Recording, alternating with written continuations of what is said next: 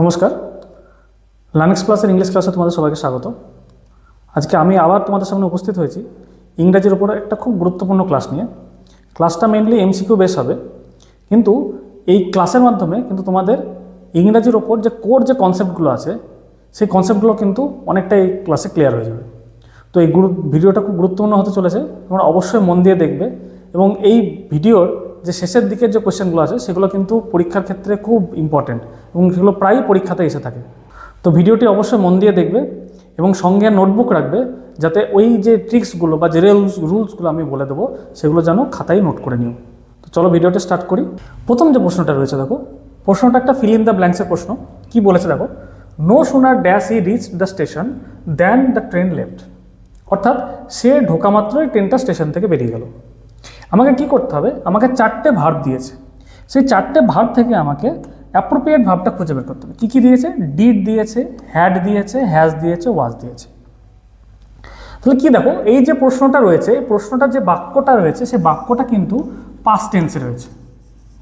এবং পাস্ট কোন টেন্সে রয়েছে? পাস্ট পারফেক্ট টেন্সে রয়েছে। এবং আমরা নিয়ম অনুযায়ী কি জানি? নিয়ম অনুযায়ী জানি নো শোনার যদি কোনো প্রশ্নে থেকে থাকে, নো শোনার কিন্তু সবসময় পাস্ট পারফেক্টই হয়। এখানে যে অপশানগুলো রয়েছে দেখো, অপশানগুলো যদি দেখি তাহলে আমার এখানে কিন্তু হ্যাজ রয়েছে, হ্যাজটা কিন্তু প্রেজেন্ট টেন্সে, তাহলে হ্যাজটা কোনো মতেই কিন্তু আমাদের আনসার হবে না। তাহলে বাদবাকিগুলো কী রয়েছে দেখো, বাদবাকি রয়েছে ডিড রয়েছে, হ্যাড রয়েছে, ওয়াজ রয়েছে। আমি প্রথমে বললাম দেখো, এই যে প্রশ্নটা রয়েছে এটা প্রশ্নটা কিন্তু পাস্ট পারফেক্ট টেন্সে রয়েছে। তাহলে পাস্ট পারফেক্ট টেন্সের ফর্ম কী হয়? প্রথমে সাবজেক্ট বসে, তারপরে হ্যাড বসে, তারপরে কি বসে? ভার্বের থার্ড ফর্ম বসে, এবং পরে যদি অবজেক্ট থাকে অবজেক্ট বসে। তাহলে পাস্ট পারফেক্ট টেন্সে একটা জিনিস খুব কমন, সেটা হচ্ছে আমার হ্যাড। এবং অপশানের মধ্যে দেখো রয়েছে আমার হ্যাড, তাহলে আমার সঠিক উত্তর হয়ে যাবে কিন্তু had. No sooner had he reached the station then the train left. আশা করি বুঝতে পেরেছো। চলো পরের প্রশ্নটা দেখি। পরের প্রশ্নটা দেখো, একই ধরনের একটা প্রশ্ন। কি বলেছে? Hardly dash the meeting started when the power went out. অর্থাৎ তার মিটিংটা স্টার্ট করার সাথে সাথেই পাওয়ার কাট হয়ে গেল বা পাওয়ার চলে গেল। এটাও এর আগের প্রশ্নের মতোই, এটাও কিন্তু পাস্ট পারফেক্ট টেন্সে রয়েছে। এর আগের প্রশ্নে আমি আলোচনা করলাম, যদি কোনো সেন্টেন্সে পাস্ট পারফেক্ট থেকে থাকে তাহলে একটা অক্সিলারি ভার্ব কিন্তু খুব কমন, সেটা হচ্ছে হ্যাড। দেখো অপশানের মধ্যেও কিন্তু আমার হ্যাড রয়েছে, এখানে রয়েছে হ্যাড। তাহলে আমার সঠিক উত্তর কোনটা হয়ে যাবে? সঠিক উত্তর হয়ে যাবে had. Hardly had the meeting started when the power went out. পরের প্রশ্নটা দেখো, he is one of the boys who dash selected. অর্থাৎ সে যে ছেলেগুলো সিলেক্টেড হয়েছে বা নির্বাচিত হয়েছে তাদের মধ্যে একজন। আমি প্রথমেই তোমাদেরকে বলেছি, এই যে এমসিকিউগুলো আমি আলোচনা করছি এই ক্লাসে, প্রত্যেকটা কোশ্চেনের মধ্যে কিন্তু গ্রামারের কনসেপ্ট লুকিয়ে আছে। তো অবশ্যই ভিডিওটা কিন্তু শেষ পর্যন্ত দেখবে এবং অবশ্যই তোমরা নোটবুকে কিন্তু যে ট্রিকগুলো বলবো, যে রুলগুলো বলবো সেগুলো কিন্তু নোট করে নেবে, কারণ এইগুলোই কিন্তু তোমাদের পরীক্ষায় আসবে। আমি প্রশ্নটা সলভ করি। He is one of the boys who dash selected. অর্থাৎ সে হচ্ছে ওই ছেলেগুলোর মধ্যে একজন যারা সিলেক্টেড হয়েছে বা যারা নির্বাচিত হয়েছে। দেখো এখানে যে বাক্যটা রয়েছে এই বাক্যটা প্রেজেন্ট টেন্সে রয়েছে, ইজ রয়েছে প্রথমে। তো যেহেতু প্রথমে ইজ রয়েছে তাহলে প্রথমটা স্টার্ট হচ্ছে প্রেজেন্ট টেন্সে, তাহলে আমার যে অপশানগুলো থাকবে অবশ্যই অপশানগুলো কিন্তু আমার প্রেজেন্ট টেন্সের মধ্যে হওয়ার সম্ভাবনা বেশি। প্রেজেন্ট টেন্সের অপশানগুলো কোনগুলো আছে? ইজ আছে, হ্যাজ আছে, আর বাদবাকিগুলো কি? বাদবাকিগুলো হবে। এবার আমাকে দেখতে হবে যে এই যে বাক্যটা আছে এই বাক্যটা কি সেন্স আসছে। তাহলে কি হলো দেখো, he is one of the boys who was selected. অর্থাৎ আমি যদি বাক্যটা সেন্সটা বুঝি তাহলে কিন্তু আমার আনসার হয়ে যাবে। দেখো কি বলেছে, সে হচ্ছে ছেলেগুলোর মধ্যে অন্যতম যে সিলেক্টেড হয়েছে। অর্থাৎ সে কিন্তু নিজেকে সিলেক্ট করেনি, সে সিলেক্টেড হয়েছে। অর্থাৎ কি, সেটা আমাকে প্যাসিভ সেন্স আসছে। তাহলে যখনই কোনো বাক্য আমাকে প্যাসিভ সেন্স না আনতে হবে তখন প্রথমে কি বসাবো? আমি প্রথমে বসাবো কিন্তু আমি প্রেজেন্ট ইনডিফিনিট টেন্সের ক্ষেত্রে ইজ বসাবো। তাহলে আমার সঠিক উত্তর কোনটা হয়ে যাবে? সঠিক উত্তর হয়ে যাবে ইজ। অর্থাৎ সে যেহেতু নিজেকে সিলেক্ট করেনি, তাকে সিলেক্ট করা হয়েছে, তাহলে আমার ফর্মটা অবশ্যই হয়ে যাবে প্যাসিভ ফর্ম। তাহলে আমাকে এখানে যেটা লিখবো আমি অবশ্যই প্যাসিভ ফর্মে লিখবো। তাহলে he is one of the boys who is selected. এবার আমাকে যদি হ্যাজ থেকে প্যাসিভ ফর্ম করতে হতো তাহলে কী করতে হতো, তাহলে আমাকে বিন লাগাতে হতো, তার হ্যাজ বিন বা হ্যাভ বিন এগুলো লাগাতে হয়, তাহলে আমার এখানে প্যাসিভ ফর্মটা আসতো। কিন্তু যদি আমি শুধু ইজ বসিয়ে দিই তাহলে কিন্তু আমার প্যাসিভ ফর্মটা চলে আসে, তাহলে আমার সঠিক উত্তর হয়ে যাবে ইজ।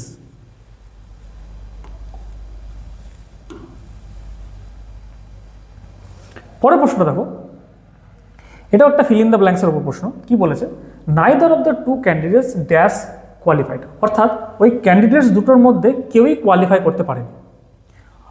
এখানে একটা জিনিস বলি, দেখো নাইদার, এর আগেও যখন আমি পড়িয়েছি তখন বলেছিলাম নাইদারটা কিন্তু সবসময় সিঙ্গুলার হয়। তাহলে নাইদার যদি সিঙ্গুলার হয়, অর্থাৎ নাইদার যে সাবজেক্ট সেটা সিঙ্গুলার হয়ে গেল, তাহলে নাইদার যদি সিঙ্গুলার হয় সেই অনুযায়ী তার ভাবটাও কিন্তু সিঙ্গুলার হবে। তো অপশানগুলো কী কী আছে দেখে নাও, অপশানগুলো রয়েছে হ্যাভ, ওয়্যার, হ্যাজ আর আর। আমি কি প্রথমে বললাম যে নাইদারটা যেহেতু সিঙ্গুলার তাহলে তার রিগার্ডিং যে ভাবটা হবে সেটাও কিন্তু সিঙ্গুলার হবে। তাহলে দেখো এখানে এখানে হ্যাভটা কিন্তু প্লুরাল ভাব, হ্যাভটা সবসময় থার্ড পার্সনের ক্ষেত্রে কিন্তু প্লুরাল ভাব। এরপর কি রয়েছে ওয়্যার, ওয়্যারটাও কিন্তু প্লুরাল ভাব। এরপর কি রয়েছে দেখো আর, আরটাও কিন্তু প্লুরাল ভাব। তাহলে সিঙ্গুলার ভাব কোনটা, সিঙ্গুলার ভাব হচ্ছে শুধু হ্যাজ। তাহলে আমার সঠিক উত্তর কোনটা হয়ে যাবে, সঠিক উত্তর হয়ে যাবে হ্যাজ, অর্থাৎ neither of the two candidates has qualified. পরের প্রশ্নটা দেখো, পরের প্রশ্নটা একটা এরর কারেকশনের উপর প্রশ্ন। কি বলেছে দেখো, আইডেন্টিফাই দ্য এরর, অর্থাৎ এররটাকে খুঁজে বের করো। প্রশ্নটা পড়ি দেখো, the jury are divided in their opinion, অর্থাৎ যে বিচারকগণ ছিল তারা তাদের যে ওপিনিয়ন বা মতামতের দিক থেকে মতপার্থক্য ছিল বা ভিন্নতা তাদের মধ্যে ছিল। অপশানগুলো কি রয়েছে দেখো, অপশানগুলো রয়েছে দা, জুরি, আর ওপিনিয়ন। অর্থাৎ এই চারটে অপশানের মধ্যে আমাকে ভুল কোথায় আছে সেটা খুঁজে বের করতে হবে, অর্থাৎ এই চারটের মধ্যে কোন অপশানটা আমার ভুল রয়েছে। দেখো যদি বলি ওপিনিয়ন, দেখো ওপিনিয়নটা কি, ওপিনিয়নটা হচ্ছে একটা অ্যাবস্ট্রাক্ট নাউন, এবং অ্যাবস্ট্রাক্ট নাউন কি হয়, অ্যাবস্ট্রাক্ট নাউন সবসময় আনকাউন্টেবল হয়।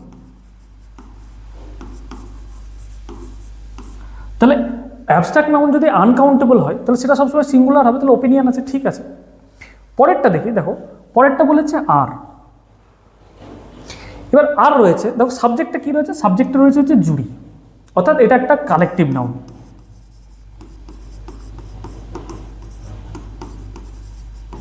এবং নিয়ম কি বলছে যে কালেকটিভ নাউন যদি তাদের মধ্যে ভিন্নতা দেখায় তাহলে সেটা কিন্তু প্লুরাল সেন্সে ইউজ হয়। তাহলে কিন্তু আমার এখানে আরটা পুরোপুরি ঠিক আছে। তারপরে কি অপশন রয়েছে দেখো, তারপরে কি রয়েছে দা। যদি আমি দেখি এখানে দা জুরি বলেছে, অর্থাৎ নির্দিষ্ট করে জুরিটাকে বুঝিয়েছে, সেক্ষেত্রে ধরতে গেলে কিন্তু দা অপশানটা কিন্তু আমার ভুল রয়েছে, অর্থাৎ সঠিক উত্তর হয়ে যাবে আমার কিন্তু দা। তো চলো পরের প্রশ্নটা দেখে নিই।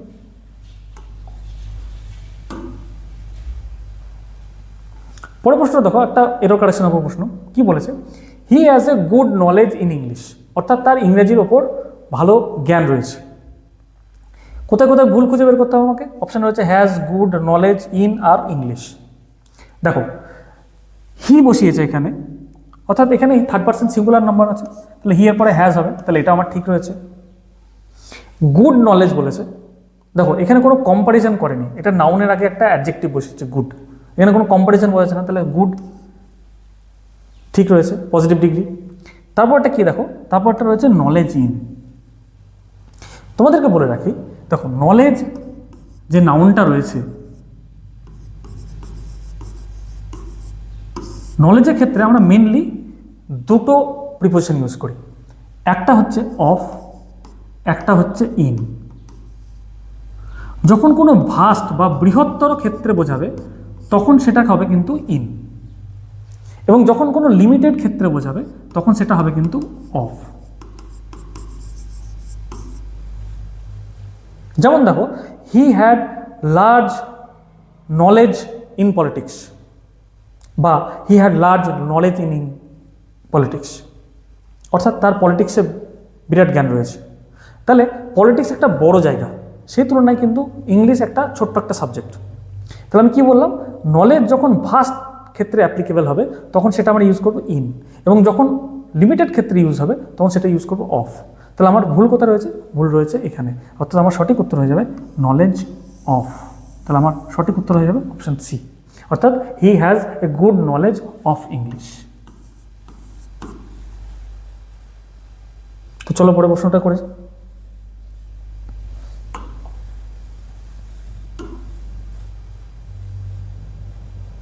পরের প্রশ্ন দেখো, একটা এরর কারেকশন উপর প্রশ্ন। কি বলেছে দেখো, each of the players have done their duty, অর্থাৎ প্রত্যেকটা প্লেয়ার তাদের ডিউটি পালন করেছে। দেখো প্রথমে বলেছি ইচ, ইচ যেখানেই থাকবে ইচটা সবসময় হবে কি, ইচটা সবসময় হবে সিঙ্গুলার। তাহলে ইচ যদি সাবজেক্ট হিসাবে যদি সিঙ্গুলার হয়, তার সঙ্গে যে ভার্বটা হবে সেটাও সবসময় সিঙ্গুলার হবে। এবং থার্ড পার্সনের ক্ষেত্রে কি বলি, থার্ড পার্সনের ক্ষেত্রে হ্যাভটা সবসময় প্লুরাল ভার্ব। তাহলে দেখো এখানে হ্যাভটার জায়গায় কিন্তু আমার অন্য কোনো ভার্ব লাগাতে হবে বা সিঙ্গুলার ভার্ব লাগাতে হবে। দেখো তাহলে কি বলেছে, ইচ যখনই থাকবে তখন সাবজেক্টটা হবে কি, সাবজেক্টটা হবে সিঙ্গুলার। তাহলে তার অনুযায়ী কি ভার্বটা হবে সিঙ্গুলার। কিন্তু হ্যাভটা হচ্ছে থার্ড পার্সনের ক্ষেত্রে প্লুরাল ভার্ব। তাহলে হ্যাভটা কিন্তু আমার এখানে হবে না, আমার ভুল কোথায় রয়েছে, হ্যাভের মধ্যে। তাহলে আমার সঠিক উত্তর কি হয়ে যাবে, সঠিক উত্তর হয়ে যাবে হ্যাজ। অর্থাৎ each of the player has done their duty. সঠিক উত্তর কোনটা, সঠিক উত্তর হচ্ছে অপশন সি, সি নম্বরে আমার ভুল রয়েছে। তো চলো পরের প্রশ্নটা সলভ করি। প্রশ্ন দেখো, একটা ভয়েস চেঞ্জার প্রশ্ন, এবং এই প্রশ্নটা সলভ করার আমরা কিন্তু খুব সহজে এবং খুব শর্টকাটে কিন্তু সলভ করে দেবো। দেখো, people believe that he is honest, অর্থাৎ লোকে বিশ্বাস করে যে সে সৎ। তাহলে এই বাক্যটা যখন আমরা ভয়েস চেঞ্জ করব তখন কি হতে পারে, আমরা কিন্তু অপশান টেস্ট করে কিন্তু এটা আনসার বের করতে হলো। চলো দেখি।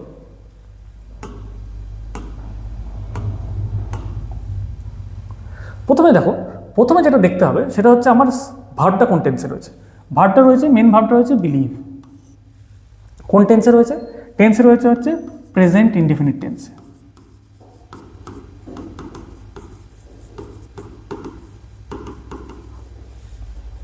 তাহলে যখনই প্রেজেন্ট ইনডিফিনিট টেন্সে থাকবে তাহলে তার যখন ভয়েস চেঞ্জ করব তখন কি হবে ভার্বটা, দেখো যদি বিলিভ থাকে তার ভয়েস চেঞ্জ করলে হবে ইজ বা আর বিলিভড। অর্থাৎ আমার যেটা সাবজেক্ট হবে সেই অনুযায়ী ইজ বা আর বসাবো, তারপরে আমরা ভার্বের থার্ড ফর্ম বসাবো। তাহলে আমাকে অপশানে খুঁজে নিতে হবে কোথায় ইজ বা আর বিলিভড আছে। দেখে নাও, দেখো এখানে রয়েছে ইজ বিলিভড, এখানে নেই। এখানে দেখো শুধু বিলিভড আছে, এখানে ইজ বিলিভ আছে। তাহলে বুঝতেই পারছো, যদি আমি সঠিক ফর্ম ধরি তাহলে আমার সঠিক উত্তর কোনটা হয়ে যাবে, সঠিক উত্তর হয়ে যাবে অপশান এ।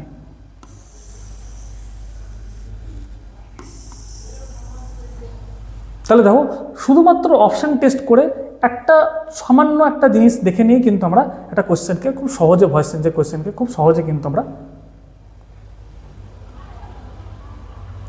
তাহলে দেখো খুব সহজে এবং খুব দ্রুততার সঙ্গে শুধুমাত্র অপশান টেস্ট করেই কিন্তু আমরা এই কোয়েশ্চেনটা আনসার করে ফেলতে পারলাম। তো চলো পরের প্রশ্নটা আনসার করি।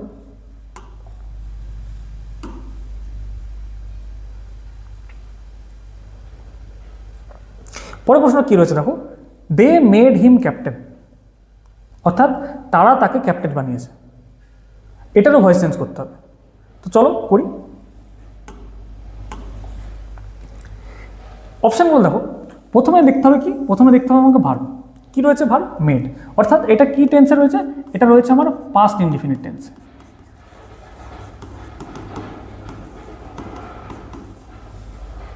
তাহলে পাস্ট ইনডিফিনিটের যখন আমি ভয়েস চেঞ্জ করি তখন ফরমেশন কীরকম আছে ভার্বের, ওয়াজ বা ওয়্যার লাগাতে হয়,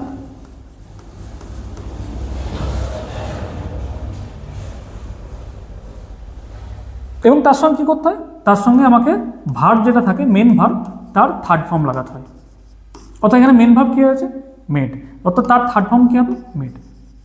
তাহলে আমার অপশানে কী কী থাকতে হবে, ওয়াজ বা ওয়্যার মেড থাকতে হবে। তাহলে আমি অপশানগুলো দেখে নিই। দেখো এখানে ওয়াজ মেড আছে, এখানেও ওয়াজ মেড রয়েছে, এখানেও ওয়াজ মেড রয়েছে। তাহলে আমার এই অপশানটা বাদ রয়েছে। এবং যদি প্রশ্নটা খুব ভালো করে পড়ো, দেখো এখানে দুটো অবজেক্ট রয়েছে, একটা হচ্ছে হিম, একটা হচ্ছে ক্যাপ্টেন।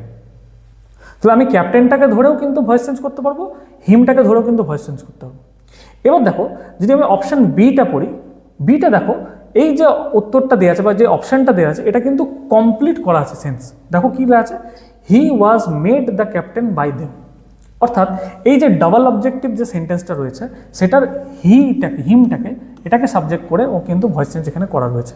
এবং দেখো he was made captain by them, অর্থাৎ সম্পূর্ণ যে ভয়েস চেঞ্জের ফর্ম সেটা কিন্তু এটাই মেনটেন রয়েছে। তাহলে এই চারটে অপশানের মধ্যে কিন্তু আমার সঠিক উত্তর হয়ে যাবে এটা। দেখো এই দুটো অপশানও কিন্তু কারেক্ট, কিন্তু যেহেতু এটা কমপ্লিট করা রয়েছে তাহলে কিন্তু এটা আনসার হয়ে যাবে কিন্তু অপশান বি। তো চলো পরের প্রশ্নটা সলভ করি।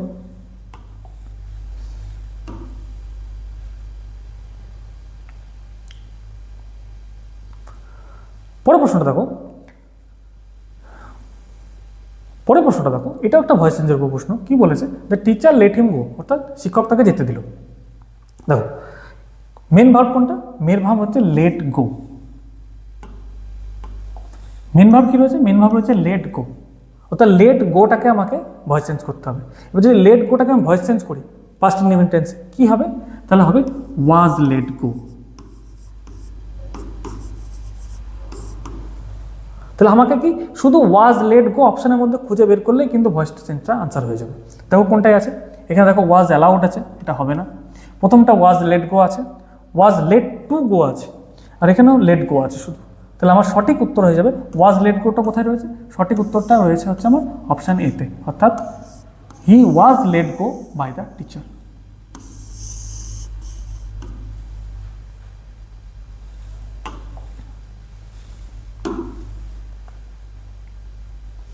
পরের প্রশ্ন দেখো, পরের প্রশ্নগুলো কিন্তু রয়েছে ইডিয়ামসের উপরে, এবং এই ইডিয়ামসগুলো কিন্তু প্রতিটা পরীক্ষায় কিন্তু খুব কমন।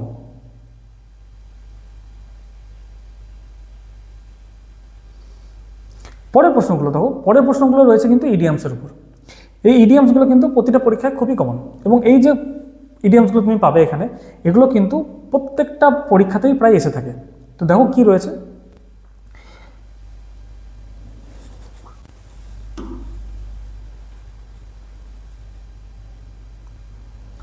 এবার যে প্রশ্নগুলো আমরা সলভ করবো, দেখো এই প্রশ্নগুলো কিন্তু ইডিয়াম অ্যান্ড ফ্রেজের উপর, এবং যে ইডিয়াম অ্যান্ড ফ্রেজগুলো তোমরা এখানে পাবে সেগুলো কিন্তু প্রায় প্রত্যেকটা পরীক্ষাতেই আসে।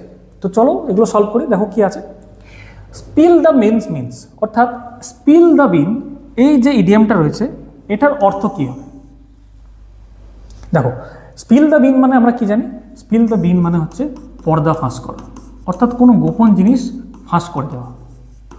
তাহলে আমি অপশনগুলো পড়ে বুঝে নিই, দেখো কোনটা আনসার হবে। টু ওয়েস্ট ফুড, অর্থাৎ খাবার নষ্ট করা। টু রিভিল এ সিক্রেট, অর্থাৎ গোপন তথ্য ফাঁস করা। টু কুক ব্যাডলি, অর্থাৎ বাজেভাবে রান্না করা। আর টু মেক এ নয়েজ, অর্থাৎ খুব বাজেভাবে আওয়াজ করা। টু মেক এ নয়েজ বা আওয়াজ করা। তাহলে সঠিক উত্তর কোনটা হয়ে যাবে বুঝতেই পারছো, option B, to reveal a secret.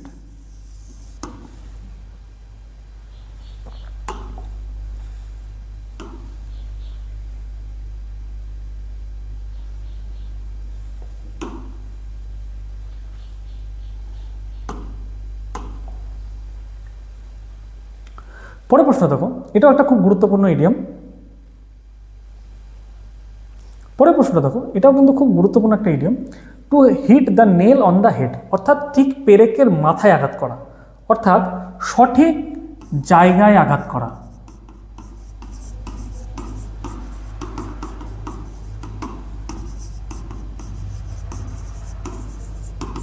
তো চলো অপশনগুলো পড়ে বুঝি কোনটা আনসার হবে। টু বি এক্স্যাক্টলি রাইট, অর্থাৎ সঠিক জায়গায় বা সঠিকভাবে খোঁজা বা সঠিক জিনিস হওয়া, অর্থাৎ টু বি এক্স্যাক্টলি রাইট।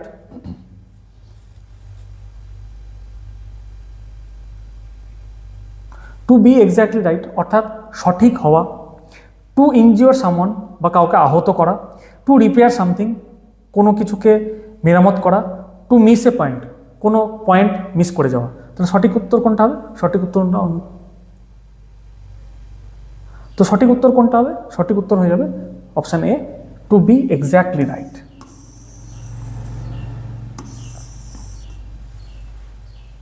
তো চলো পরের প্রশ্নটা সলভ করি।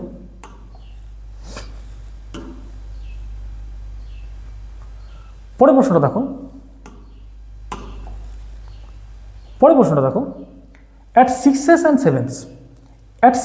সেভেন্স, এই যে ইডিয়ামটা আছে এই মিডিয়ামটার অর্থই হচ্ছে কনফিউজ বা হতভম্ব হয়ে যাওয়া।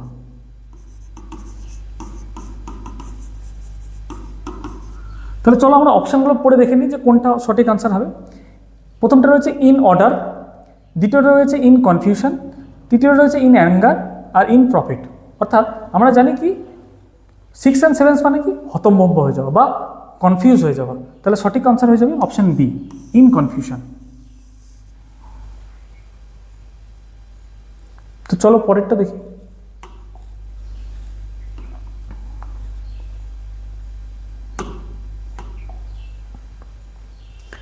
পরেরটা দেখো, scarcely dash he finished when the bell rang, অর্থাৎ সে শেষ করার আগেই ঘন্টা বেজে গেল।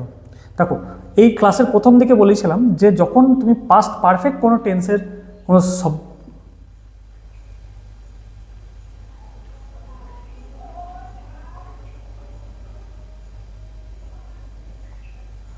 দেখো এই ক্লাসে প্রথম দিকে তোমাদেরকে বলেছিলাম যে যখনই তুমি পাস্ট পারফেক্টের কোনো সেন্টেন্স পাবে তখন কিন্তু সেখানে একটা জিনিস বা একটা অক্সিলারি ভার্ব খুব কমন, সেটা হচ্ছে হ্যাড। তাহলে এক্ষেত্রেও তার ব্যতিক্রম হবে না। তাহলে স্কার্সলি ড্যাশ হি ফিনিশড, অর্থাৎ তুমি বুঝতেই পারছো যে সে কাজটা শেষ করার সঙ্গে সঙ্গে বেলটা পড়ে গেল, অর্থাৎ এটা একটা পাস্ট পারফেক্টের টেন্স। তাহলে পাস্ট পারফেক্ট টেন্স হলে আমাকে কী খুঁজতে হবে? আমাকে খুঁজতে হবে কিন্তু হ্যাড। দেখো অপশন কী রয়েছে? অপশন রয়েছে ডিড, হ্যাড, হ্যাজ, ওয়াজ। তাহলে বুঝতেই পারছো এটা সঠিক আনসার হয়ে যাবে অপশন বি, হ্যাড। তাহলে scarcely had he finished when the bell rang. আশা করি বুঝতে পেরেছো। চলো পরে প্রশ্ন সলভ করি।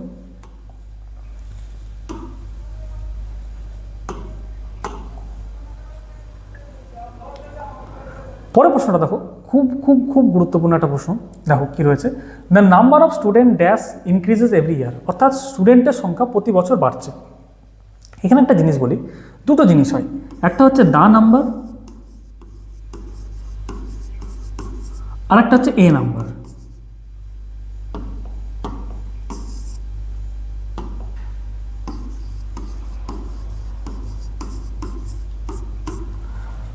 দুটো জিনিস নিয়ে কনফিউশন তৈরি হয়, একটা হচ্ছে দা নাম্বার, একটা হচ্ছে এ নাম্বার। দা নাম্বারটা হচ্ছে সবসময় সিঙ্গুলার আর এ নাম্বারটা সবসময় প্লুরাল। তাহলে সাবজেক্ট ভার্ব এগ্রিমেন্ট যেটা বলে সেটা অনুযায়ী আমরা জানি যখনই সাবজেক্ট সিঙ্গুলার হবে তখন তার ভার্বও সিঙ্গুলার হবে, যখন সাবজেক্ট প্লুরাল হবে তখন তার ভার্বও প্লুরাল হবে। তাহলে এখানে কি রয়েছে দেখো, দা নাম্বার। তাহলে দা নাম্বার মানে কি? সেটা সবসময় আমার সিঙ্গুলার হবে। অপশানগুলো কি রয়েছে দেখো, আর, ওয়্যার, ইজ আর হ্যাভ। দেখো অপশানগুলোর মধ্যেও কিন্তু যে চারটে অপশান আছে তার মধ্যে তিনটেই কিন্তু প্লুরাল ফর্মের কিন্তু বিভাগ। দেখো আরটাও প্লুরাল ফর্মে ইউজ হয়, ওয়্যারটাও প্লুরাল ফর্মে ইউজ হয় এবং হ্যাভটাও প্লুরাল ফর্মে ইউজ হয়। শুধুমাত্র ইজটা কিন্তু আমার সিঙ্গুলার ফর্মে ইউজ হয়। তাহলে আমার সঠিক উত্তর হয়ে যাবে কিন্তু ইজ, অর্থাৎ the number of student is increasing every year. তো ইংরেজি গ্রামারের ওপর 15টা ইম্পর্টেন্ট কনসেপ্টের এমসিকিউ নিয়ে যে ক্লাসটা ছিল আমাদের, সেটা এখানে শেষ হলো। যদি ভিডিওটা ভালো লেগে থাকে তাহলে অবশ্যই তোমরা ভিডিওটিকে লাইক করে দেবে, বন্ধুদের সাথে শেয়ার করে দেবে, এবং অন্যান্য কোনো টপিকের ওপর বা অন্য কোনো ইংরেজি গ্রামারের ওপর যদি তোমাদের ভিডিও লাগে তাহলে অবশ্যই কিন্তু আমাকে কমেন্ট করে জানাবে। এছাড়াও তোমরা আমাদের টেলিগ্রাম চ্যানেলে গিয়ে জয়েন করেও কিন্তু এই ভিডিওগুলোর পিডিএফগুলো পেতে পারো। তো ক্লাসটা এখানে শেষ করছি, দেখা হবে নতুন ক্লাসে। বাই।